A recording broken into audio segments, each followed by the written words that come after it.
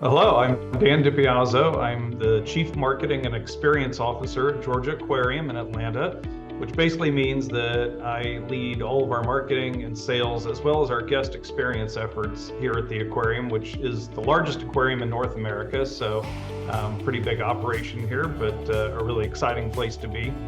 I teach primarily in the data marketing communications program, primarily the intro to DMC course, as well as message customization. But I've also had the opportunity to teach in the IMC program, the marketing research course, as well as the data and digital marketing course. And so I've enjoyed that variety as well.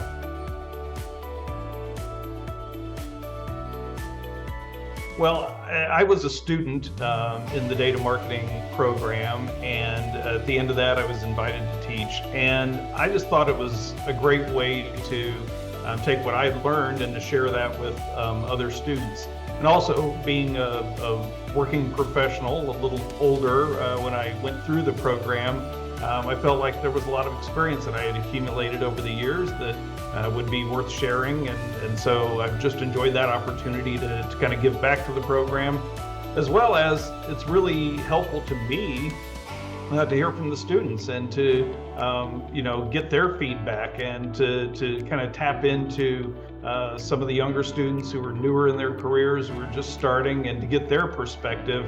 That really helps keep me fresh in my job as well.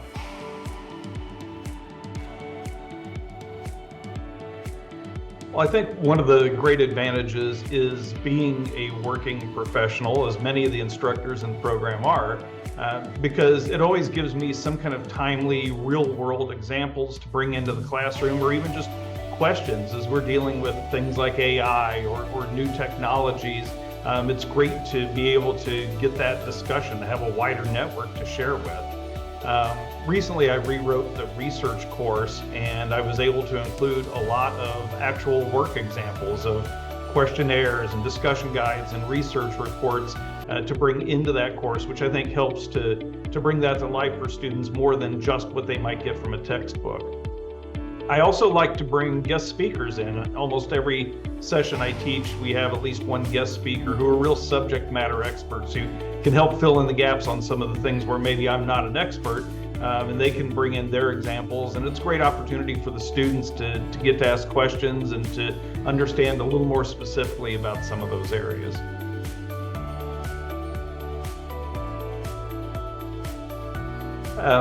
Well, I really think the key to engaging with students is just to understand how they prefer to communicate and how they best learn, because that's different for everybody.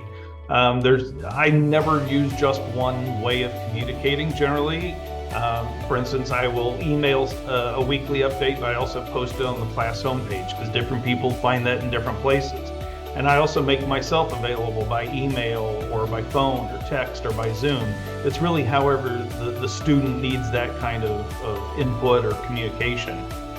One of the things I've started doing more often in courses is inserting video lessons. And I actually had one student recently who came up to me and thanked me for that and said that he really learned much more by being able to watch the videos than he did by reading lessons. And again, it just goes to different styles of learning and communication. So being able to provide those different channels, I think, is really helpful.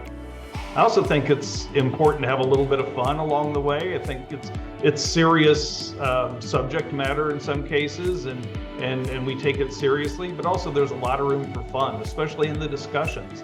I want that to be like a discussion I would have with somebody else, a face-to-face discussion. So to throw in a little joke or a little quip here and there, or be self-deprecating and make fun of myself or whatever it is, I think that it humanizes what could sometimes seem impersonal because we are doing this electronically or through technology. It just brings a little human element to it.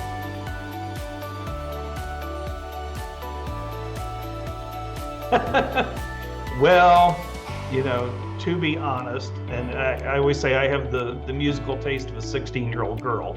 If you looked at my Spotify, it would be embarrassing. So probably Backstreet Boys would be, more my jam. I could probably keep up with that a little better.